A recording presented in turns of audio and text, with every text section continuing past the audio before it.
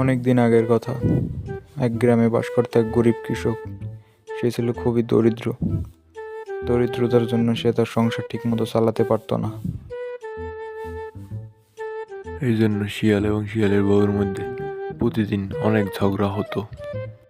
তারপর শিয়াল মনে মনে বলতে লাগলো, এখন কিছু করাই লাগবে, তা না হলে বউয়ের জ্বালায় আর থাকা যায় না, প্রতিদিন খালি ঝগড়া করে।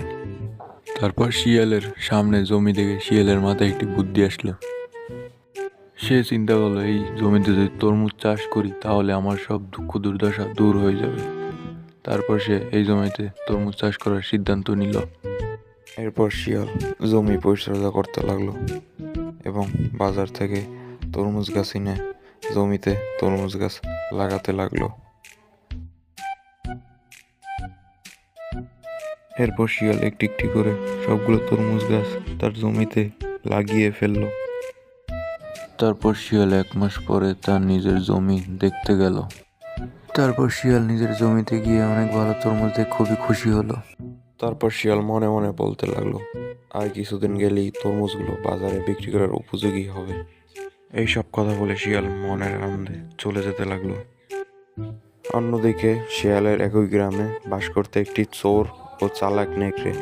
নেকড়েটি ছিল খুবই হিংসুটে। নেকড়েটি শিয়ালের তরমুজ বাগান সম্পর্কে সবই জানতো। এরপর সে একদিন চিন্তা করলো, সে শিয়ালের তরমুজ বাগান থেকে তরমুজ চুরি করবে।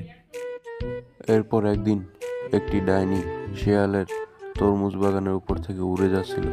তখনই ডাইনিটি শিয়ালের তরমুজ দেখে খুবই লোভ জাগলো এবং সে মনে মনে বলতে লাগলো, হা হা হা, এত তরমুজ, এখন থেকে আমি এখানেই থাকবো। এদিকে নেকড়ে রাতে শিয়ালের তরমুজ বাগানে তরমুজ চুরি করার উদ্দেশ্যে হাঁটতে লাগলো।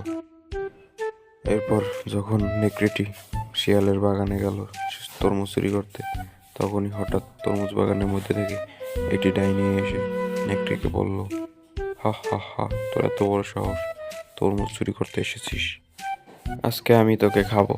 তারপর নেকড়েটি হঠাৎ ডাইনিকে দেখে খুবই ভয় পেতে লাগলো এবং সে ডাইনির কথা শুনে ভয়ে দৌড়ে পালাতে লাগলো।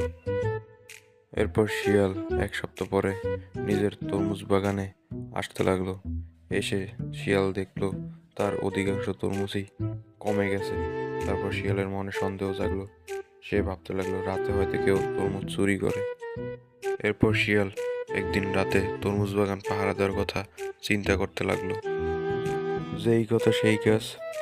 এরপর শিয়াল রাতে তার তরমুজ বাগান পাহারা দিচ্ছিল। তখনই শিয়াল দেখলো হঠাৎ একটি ডাইনি এসে তার তরমুজ খেয়ে ফেলছে। তারপর ডাইনি শিয়ালকে দেখে বলল, কে তুই, আজকে তোকে আমি খাবো। এই কথা বলার পরে শিয়াল ভয়ে দৌড়ে পালাতে লাগলো।